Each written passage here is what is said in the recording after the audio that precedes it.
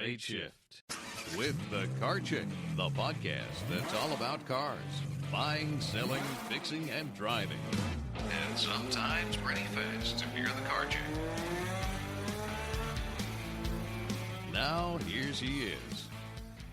Hey everyone, welcome back to The Straight Shift and Happy New Year. I hope you all had a wonderful holiday season, no matter which of the myriad of holidays in December that you celebrate, or if you celebrate none of them. I just hope you had a wonderful end to 2024. I have been getting flooded with questions, as one might expect, about what's going to happen in 2025. We always like to know what lies on the road ahead of us. Will it be a good year to buy cars? Will it not? Well, none of us truly have a crystal ball. I do want to get into what I think is going to happen next year, if nothing else, to combat some of the things that I am seeing on YouTube. And I'm not going to diss the YouTubers because there are so many really good ones out there, but they are playing the clickbait game with titles like "The Car Crash of 2025, the car market is doomed." There's just all this, the sky is falling out there. And I want to set the record a little bit straight and talk about what really is happening, what's really not happening. Because as good and as fun as many YouTubers are, they are not journalists. They're not economists. And while neither am I technically, I do have an economics degree, and I try to follow the principles of good journalism when I present information in this podcast. I pull data, because you guys know I'm a nerd. I love my data. So I pull data from some of the best and most reliable industry sources like Cox Automotive, talking to various economists within the automotive industry, the North American Dealers Association, the Automotive News Center, and even the Federal Reserve Bank of St. Louis, which quite randomly tracks historical U.S. motor vehicle sales data, along with production and inventory data. So I do scour the data. I do my own analysis along with what the economists are saying and what they're predicting. But quite frankly, we could all just be wrong. It really is going to depend a lot on how the economy does, which will depend on what the incoming administration actually does versus what they are saying they are going to do. Because if we know anything, they will be unpredictable. So let's look into that crystal ball, as cloudy as it may be, and just see if we can predict some of the things that will happen in the automotive industry in 2025. This podcast is going to be a two-parter.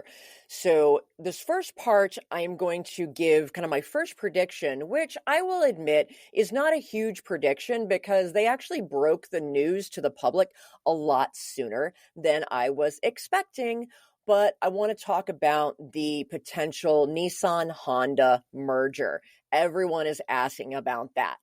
And I want to clarify, they have not merged yet. What they have done is they have formally signed a 6-month agreement to enter into good faith talks about a potential merger. This means that they're going to be on their best behavior and they're really going to try to work out how can they make this work. Their goal is to have an agreement hammered out by the end of June of 2025 and begin implementing that plan in August, with the goal of having the merger be complete by the end of 2025. These things take time. But these talks have actually been going on for months. They just have been going on behind the scenes. The company signed a memorandum of understanding, which is a little looser than the agreement that they have currently signed, but they signed that back in August to begin in good faith exploring the synergies of what an integration of some sort between the two companies of Honda and Nissan might look like. How might it work? And even further back than that, in spring of 24, Honda and Nissan forged a strategic partnership to begin collaborating on producing some of the key components of electric vehicles. This is because Honda's partnership with GM for electric vehicle technology just didn't pan out the way they wanted to. So they exited that agreement and were looking at other options. Now, this potential merger deal will potentially also include Mitsubishi. That's because Nissan already owns a portion of Mitsubishi. They made a deal back in September of 2017 that got them 34% of the Mitsubishi company. Although Mitsubishi has purchased back a number of its shares just recently this November, reducing Nissan's stake from about 36% down to about 24%. But Nissan is still the largest stakeholder in Mitsubishi, and therefore Mitsubishi is kind of right now along for the ride to see if it makes sense to be a part of those merger talks or if it can buy back the rest of its shares or just kind of how that's all going to shake out. Infiniti, which is Nissan's luxury brand, kind of like Lexus is Toyota and Acura is Honda, they're going to be part of this deal simply because they are Nissan. It's just the luxury brand. Nissan was already in an alliance with the French automaker Renault dating back to about 1999. Back then, Renault saved Nissan's butt from bankruptcy by assuming over $5 billion in Nissan's debt in exchange for about 36% equity stake in the company. If you're confused, don't worry, you're not the only one. The automotive industry is very intertwined with these strategic partnerships and alliances, and they shift and change every few years depending on how things work out. It is very much a soap opera, and it's hard for those of us in the industry to keep up.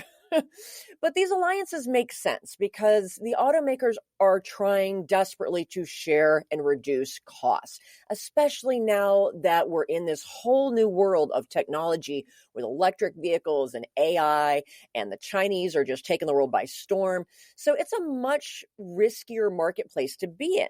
So the automakers having these strategic alliances with each other allows them to achieve more economies of scale and share and reduce a lot of those costs. Of course, this whole Honda-Nissan merger thing could completely fall apart. It's complicated by Renault's involvement, which is further complicated by the fact that Renault's major shareholder is the French government. So there's just a lot of things to kind of untwine there. And the relationship between Nissan and Renault has been very challenging, shall we say, because there's a huge cultural difference between the Japanese and their conservative traditionalism and how they have always done things, and the French, who are fiery and rebellious and want to do things their own way. So as you can imagine, those boardroom talks have probably been very, very interesting, but it's just a culture clash that has not been working out. But Nissan has been struggling for decades, so I think that this merger is going to go through. The big question is whether or not Renault will be involved, if they will keep their share in Nissan or in this new company, however that's going to shake out, or if they are going to sell those shares to Honda and let Honda be the majority stakeholder in this deal. A lot of that will depend on whether Renault's shareholders think that it's going to be a benefit to them. If the merger will drive up Nissan share prices, they might keep those shares. Because remember, this is bottom line about money. If they think that the merger is not going to be successful and the share prices are going to drop, they're going to bail. And they're going to try and sell those shares to Honda or whomever. They're going to get out. So we just don't know exactly what Renault's role is going to be, but they definitely have a say in what happens because of the number of shares of Nissan that they own. As I said, Nissan has really been struggling to be profitable for decades, and that's why they got into bed with Renault in the first place back in 99. But again, it's not been the saving grace that they really hoped it would be. As I said, part of that's cultural, but it's also part to some alleged financial mismanagement, shall we call it, by the former CEO of Renault Nissan, Carlos Ghosn. He was actually arrested in Japan in late 2018 and charged with various financial misconduct crimes. He escaped Japan and is currently hiding out in his home country of Lebanon, which does not have an extradition treaty with Japan, nor does it have one with France, which has also charged him with a number of crimes, including money laundering, misuse of financial funds, and tax evasion. Fun. Like I said, the automotive industry is such a soap opera, or maybe just a bad reality show. But the bottom line is Nissan is still in trouble. They have a new CEO since the end of 2019, Makoto Uchida, and I apologize if I am not saying his name correctly. My pronunciation of Japanese names is not great, but they are happy to be back under the leadership of a Japanese CEO. Unfortunately, he's been struggling to turn Nissan around because, of course, he started this job at the beginning of a pandemic.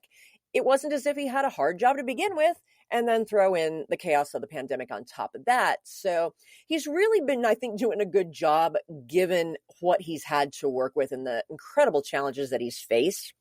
And the pandemic is not entirely to blame for Nissan's problems. Unfortunately, their product lineup has been outdated, both in terms of technology and fuel economy. Their reliability is down, kind of like everybody else, and they only have two electric vehicles in the US market, the Leaf and the Aria, which most people haven't even heard of. And they have zero hybrid vehicles, which is really where the US market is right now. It's killing them. They're also getting killed in the Chinese market, again, along with everyone else, but they're finding it nearly impossible to compete with the flood of all these new technology companies that are building electric vehicles out of China and flooding the global market with them, and they're cheaper. So as a result, Nissan has had to cut 9,000 jobs globally, and they've reduced their manufacturing capability by 20%. This is going to save them about $3 billion, but that's literally a drop in the bucket of what it costs to operate these companies. The CEO actually said at a shareholder meeting last fall that Nissan only had about 12 months before they were going to be forced to file bankruptcy again. So the CEO, he personally took a 50% pay cut to help matters and to show the leadership from the top. And that's unheard of in the automotive industry. It's kind of unheard of among CEOs to begin with. So that was a very good faith and honorable gesture on his part. But it's not going to be enough. Hence, Nissan has entered into talks with Honda. And these talks have likely been accelerated because Foxconn was approaching Renault kind of behind the scenes and talking to them about buying Renault's shares in Nissan in an effort to quietly take over the Japanese automaker. Let's pause for a minute. Who the hell is Foxconn, you asked? Well, Foxconn is the nickname of a company called Hanhai Technology Group. They are a Taiwanese-based technology company that is the world's largest contract electronics manufacturer. What that means is they are contracted to handle the outsourced manufacturing of everything from iPhones, PlayStations, Xboxes, tablets, Kindles, pretty much all of your electronic devices. Apple, Dell, Samsung, Sony are their biggest customers. So I guarantee you probably have some sort of electronic device in your home right now that was made by Foxconn. When you hear them say that companies are outsourcing their manufacturing to China, this is what they mean. That is contract manufacturing. Foxconn has long since expressed a desire to break into that electric vehicle market. They have all the know-how and the production capabilities to handle the E side of electric vehicles, but they have no idea how to build cars, and they don't have that infrastructure. But by buying Nissan and their manufacturing infrastructure, their market contacts, their distribution network, Foxconn would very easily be able to buy the V half of EVs, which would get them to market much more quickly. And that's what Chinese and Taiwanese companies like to do. If they can buy something that someone else already has to get them to market faster, that's just smart business. And that's the approach they tend to take. But needless to say, the Japanese company, Nissan, does not want to be bought out by a Taiwanese company. There is a lot of bad blood between Japan and China, really amongst a lot of the Asian countries. The Japanese would see losing Nissan to a Taiwanese company as a disgrace, as a dishonor. So they would much rather get in bed with Honda, another Japanese company. So you can see why this would be of advantage to Nissan. But why the heck would Honda want to be a part of this relationship? Why would they want to buy a financially struggling company? Well, Honda's also getting their butt kicked in China. Again, no surprise, China has surpassed Japan now as the world's largest exporter of automobiles. But buying Nissan or merging with Nissan would give Honda very quick access to some new vehicle segments that they don't already have in their lineup, namely the larger pickup trucks and giant SUVs that are critical to the U.S. market. Honda only has the Ridgeline pickup truck, which is a very small truck, and it's barely good for going to Home Depot and back. And the Pilot is their largest SUV. It's just a mid-size 3-row. They have nothing that competes with the Chevy Tahoes and the Ford Expeditions and the bigger Yukons, the Suburbans, those big honking SUVs. Nissan has that, more or less. They have the large body on frame vehicles like the full-size Titan pickup and the large Armada SUV. They don't have anything as big as a Suburban, but outside of America, you just don't see that. But those would give Honda a fast entry into those vehicle segments that are very, very profitable in the United States. And while Honda has kept its own profits above water with their hybrids in the US, as I said, their EV experiment with GM did not work out quite so well, and Honda has backed out of that relationship. So the Honda Prologue is probably the one and only electric vehicle that you will ever see with a Honda badge and GM underpinnings. We might want to celebrate that. But aside from the few hybrids in Honda's lineup, the rest of the lineup is quite frankly boring. The tech, again, is dated. Honda's reliability has dropped, and I'm going to do a whole future episode on why that is. And just the value for the price tag, it's just not there when you look at their key competitors from Korea, Hyundai and Kia, who are totally kicking ass in the market, plus also Toyota, who is still the king of hybrids.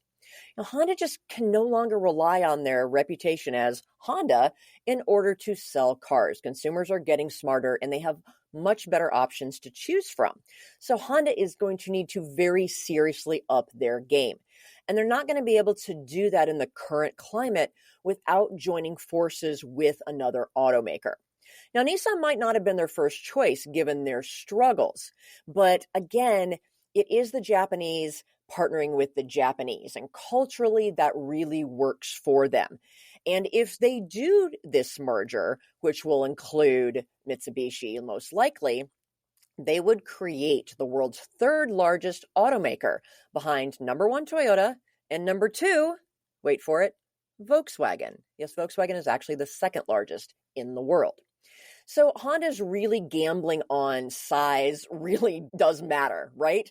The sheer size of that company would give them better purchasing power in the marketplace with their vendors and suppliers, which is critical. There's huge competition in the industry for that. It would help them ramp up their R&D, and it would give them Nissan's production and manufacturing capabilities. Because while Nissan has been struggling, they have built a large manufacturing infrastructure out there around the world to be able to produce vehicles. Nissan also has some things that Honda does not. They actually have a unique electrified powertrain technology called the e-Power system that nobody in the world has. This uses an electric motor to drive the wheels of the vehicle and a traditional gas engine to recharge those electric batteries. So it's hybrid-ish, but it is different from a traditional hybrid vehicle where the gas engine and the electric motor work together to drive the wheels and propel the vehicle forward. In this case, that gas engine, all it does is act as an onboard generator for the electric batteries so that the car recharges itself. You don't have to plug it in like you do a normal plug-in hybrid. It's really interesting technology, and it's done very, very well in Japan. Of course, we haven't seen it in the US yet, and Nissan had plans to bring those vehicles to the US probably in late 2026, maybe 2027. We're going to see if that actually happens, and a big part of that will be whether or not this merger goes through. But it's very intriguing technology that I think could be very successful in the US because one of people's fears about electric vehicles is that range anxiety. And this eliminates that. It's basically like strapping a generator to the back of your EV, which we actually saw somebody do with the Tesla in Western North Carolina this fall. That was very interesting. You know, Nissan has always been a pioneer in the electric vehicle field. I mean, they came out with the very first electric production vehicle, the Nissan Leaf, back in 2010. They just didn't go anywhere with it. And I think they were just a little too ahead of the game back then. But because they weren't a technology company, They didn't understand how to really make it work the way Tesla did and the way these Chinese manufacturers have, because they've come to it from such a completely different frame of mind and design approach and production approach. Still, Nissan has that in its DNA, and that will benefit Honda as well. But this merger potential also presents a whole lot of challenges. Despite the fact that they're both Japanese companies, they have very different approaches to building and selling cars. Their sales strategies are radically different. Nissan tends to do what a lot of the American manufacturers do, and they rely heavily on fleet sales, both rental cars and sales to companies, as well as using rebates and cash discounts in order to sell cars. Honda does neither of these things. They have next to no fleet sales. It's a very, very small percentage of their sales. And you never see big rebates on Hondas. Instead, they rely on low or zero APRs and lease deals to help sell their cars. This allows them to maintain their residual values, that resale value. It holds them up while still helping make their cars a little bit more affordable. It's a little more of a sustainable approach, and it has worked for them, but it doesn't work for everybody. The bigger challenge will be to kind of integrate their very different underlying design and manufacturing philosophies and styles. Even the setup of their production lines are very different, but their approach to R&D and design and just the whole development of automobiles is very different. Nissan is a little different from the other Japanese manufacturers. They are the ones that have kind of set aside tradition a little bit and embraced innovation, more like the Americans and the Chinese have. They've not been afraid to try new things and sometimes fail at them, for better or for worse. As I said, they put the first electric vehicle out there on the market with the Leaf. They were one of the first to switch over to continuously variable transmissions from traditional automatic transmissions. They invented the first variable compression engine, which is currently having a lot of problems and costing them money because of weak bearings. And they had this cool e-power hybrid-ish electrified technology. They're not afraid to try new things and fail initially, but then they work to get the hang of it, very much like the approach that the Chinese and Tesla have done. Honda, on the other hand, tends to be very conservative in their approach to vehicle development and engineering. Granted, they were an innovator of hybrid technology alongside Toyota. If you remember the original Honda Insight, which was not the most attractive vehicle back in '99, but it was something that really shook up the market because it was one of the first hybrid vehicles. And they also invented the first fuel cell vehicle, the original Honda Clarity. They abandoned that because there just wasn't the fuel infrastructure. There was no place for people to refuel a hybrid fuel cell vehicle. Even in California, it was tough. So, as the rest of the market just kind of went towards EVs, Honda just couldn't pursue that technology because they didn't have the support of the rest of the country to make that work. They did bring the Clarity name badge back as a plug-in hybrid, but again, they just haven't really capitalized on anything but the true hybrids. So they've been more conservative in their vehicle and technology designs, which until the last several years has been part of what's made them reliable. But these are all technological and logistical and philosophical puzzles that Honda and Nissan are going to have to resolve if a merger is going to work, and it's going to truly help them to cut costs and their brands to just survive. But I think that it could be a good marriage, so to speak, because Honda needs to be more bold. Nissan could stand to make a few more conservative decisions, especially financially. But if they can strike a balance and really accentuate the best in each other, it could really work. However, they will need to get the blessing of the Japanese government, much like a couple needs to get the blessing of their parents in many countries in order to be allowed to marry. I know as Americans, that's weird to us. Like, why would a business need the government's permission to do anything?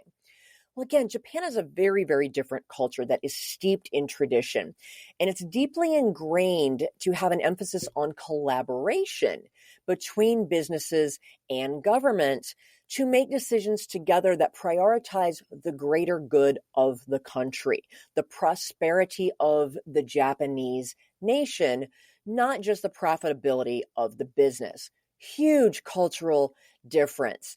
And so they have more of a collaborative and teamwork approach with government, as opposed to the adversarial relationship that businesses in the US tend to have with the government.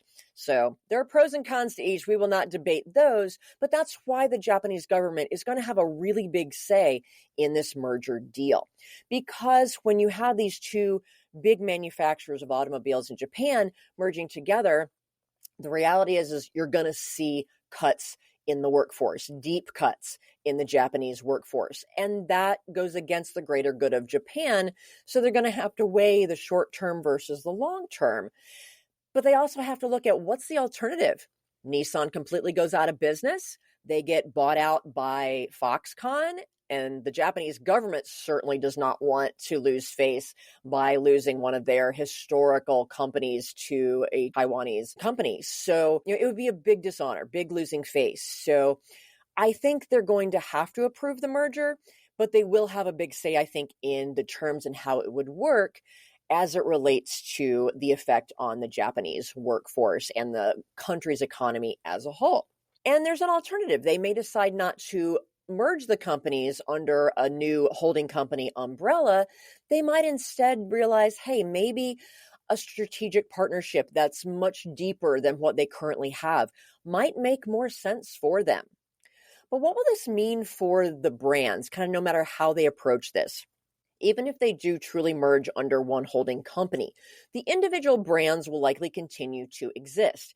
And that's going to be kind of interesting because they will be competing with each other on the same market segments where they both do well in the sedans and mostly in the 2 and 3 row SUV category.